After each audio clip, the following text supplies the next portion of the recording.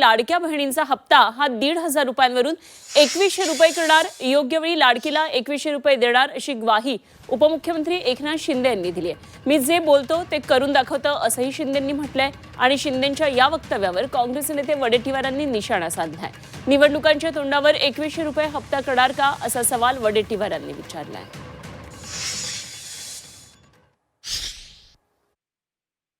परंतु आर्थिक स्वातंत्र्य आपल्या लाडक्या बहिणींच्या खात्यामध्ये पैसे काढण्याचा अधिकार त्यांना दिला म्हणून त्यांच्या कुटुंबात पण त्यांची वट वाढलेली आहे।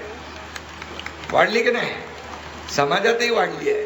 आणि म्हणून तुम्हाला 1,500 रुपये ठेवणार नाही आम्ही। जे आम्ही बोललोय 2,100 रुपये करणार ते योग्य वेळी 2,100 रुपये करणार। आणि माझ्या लाडक्या बहिणींना मी भाषणात तेव्हा बोललोय लखपती झालेला आम्हाला बघायचं आहे, लखपती। आणि तो दिवस पण दूर राहणार नाही। मी जे बोलतो ते करून दाखवतो।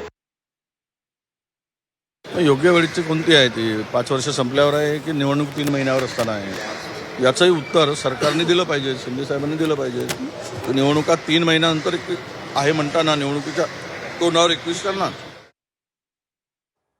तर अशा प्रकारे निवडणुकीच्या तोंडावर 2,100 रुपये करणार का असं वडेट्टीवार यांनी निशाणा साधलेला आहे। तर या संदर्भात बावनकुळेंनी काय प्रतिक्रिया दिली तेही पाहूया।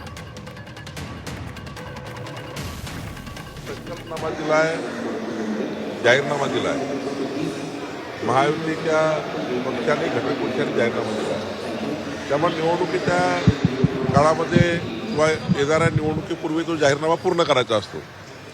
कुठलाही जिल्हा शब्द, कुठलाही जिल्हा संकल्पनामा हा पुढच्या निवडणुकीच्या आधी पूर्ण करावा लागतो। त्यामुळे योग्य वेळी आमचं सरकार आपला जाहीरनामा जो आहे पक्षाचा तो पूर्ण करेल आणि देवेंद्रजी एकनाथजी बसून अजितदादा बसून याविषयी निर्णय करतील।